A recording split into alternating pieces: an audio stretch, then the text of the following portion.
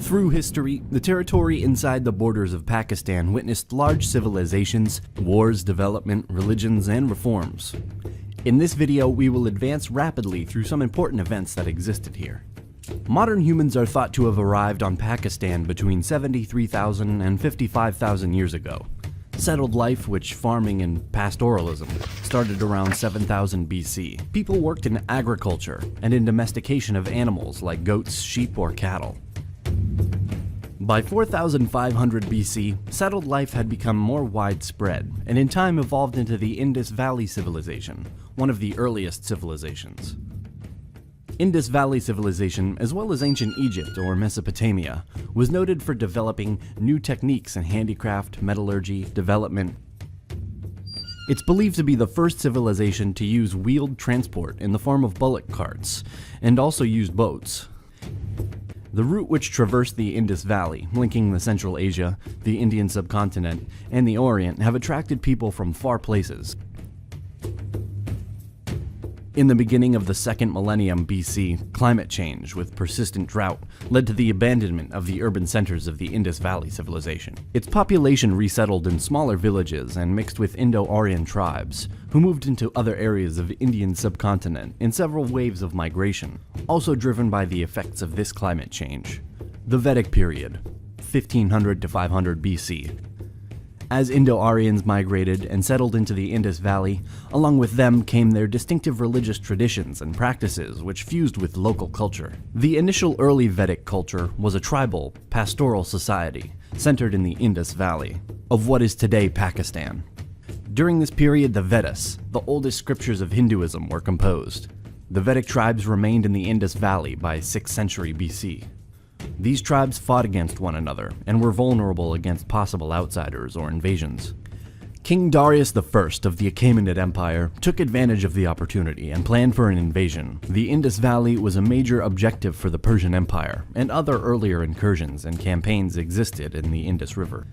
In 518 BC, Darius led his army through the Khyber Pass, eventually reaching the Arabian Sea coast in Sindh by 516 BC.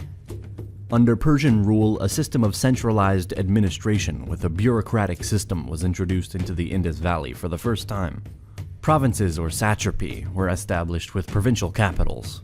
Also, there is no archaeological evidence of Achaemenid control over these regions, as not a single archaeological site that can be positively identified with the Achaemenid Empire has been found anywhere in Pakistan. We know about the easternmost satraps, and the borderlands of the Achaemenid Empire is set in Darius inscriptions and from Greek sources. In 328 BC, Alexander the Great, at that time king of Macedonia, king of Persia, and pharaoh of Egypt, had conquered much of the former satraps in the Achaemenid Empire up to Bactria. When Alexander died in 323 BCE, he left behind an expansive empire stretching from Greece to the Indus River. The empire was put under the authority of Perdiccas, and the territories were divided among Alexander's generals. Due to the internal conflicts of Alexander's generals, Chandragupta and his Brahmin counselor Chanakya saw an opportunity to expand the Mauryan Empire from its Ganges plain heartland in Bihar towards the Indus Valley between 325 BCE to 303 BCE. Mauryan Empire incorporated today's Pakistan and far beyond in today's Afghanistan.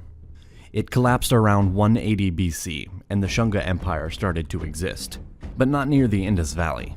Here in Alexander's campaigns, many Greeks established in this part of the empire, creating communities and influencing the region with their culture.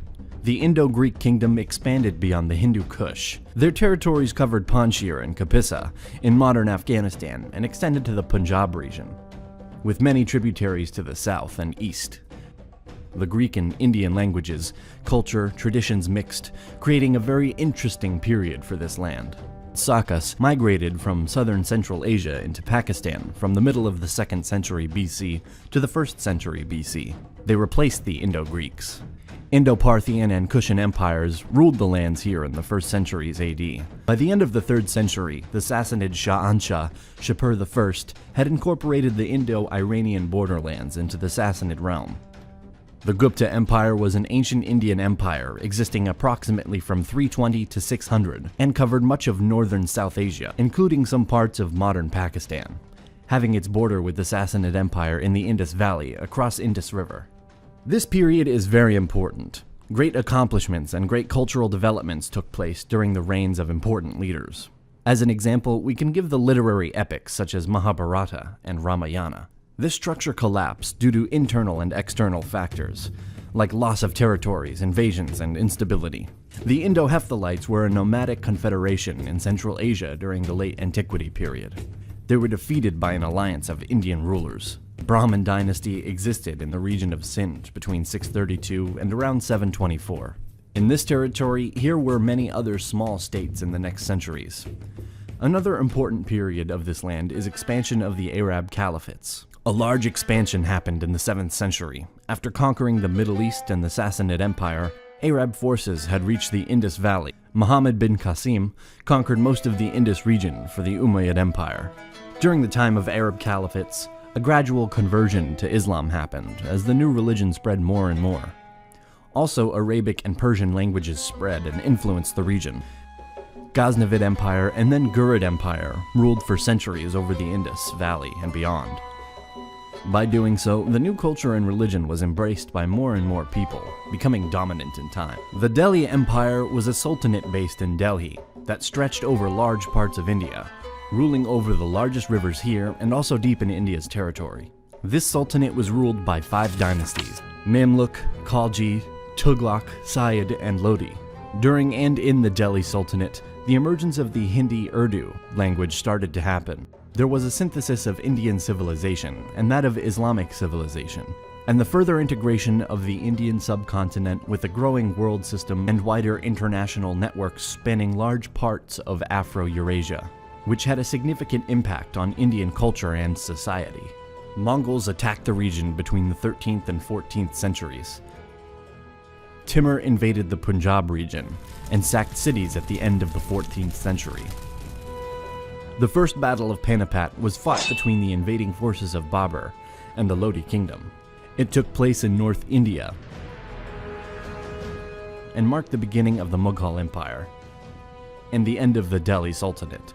This was one of the earliest battles involving gunpowder, firearms, and field artillery in the Indian subcontinent, which were induced by Mughals in this battle. The early modern period started with the Mughal Empire. Mughal rule was briefly interrupted by the Sur Empire. The religion of Sikhism originated during this era in the Punjab province of Pakistan. Mughal rule was the time of economic development, prosperity, and peace for Pakistan, which remained nearly 2 centuries and also the golden age of the region. They were responsible for spreading Urdu and built many masjids, mausoleums, madrasas, and forts in Pakistan. The period was marked by economic activity, excellence in painting, and magnificent architecture. The Mughal dynasty greatly influenced the art, architecture, culture of today's Pakistan. During the decline of Mughal in the late 18th and early 19th century, the other dynasties invaded and then controlled the region. Over these lands ruled the Durrani Empire, the Marathas, and the Sikh Empire. Most of the territory of modern Pakistan was occupied by the East India Company of the British Empire.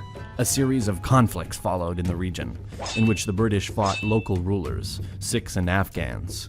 Pakistan became part of British rule later than other parts of South Asia, and it stayed this way until the 14th of August, 1947, when Pakistan gained independence. The 2 provinces of British India, Punjab and Bengal, were divided along religious lines. Violence and conflicts existed between the Hindus, Sikhs, and Muslims, and millions migrated to the new borders in some exchanges of population. The dispute over Kashmir escalated into the first war between India and Pakistan. Constitution in 1956 led to Pakistan declaring itself an Islamic republic, with the adoption of a parliamentary democratic system of government. Another conflict with India will happen that took place between April 1965 and September 1965. Economic grievances and political disenfranchisement in East Pakistan led to violent political tensions, escalating into a civil war. Then, another conflict with India. Pakistan was defeated in the war, and this led to the Bangladesh independence. Between 1971 to 1977, Zulfikar Ali Bhutto creates an Islamic socialist system. In 1977, after a coup, Zulfikar Ali Bhutto is executed. The Islamic law is imposed.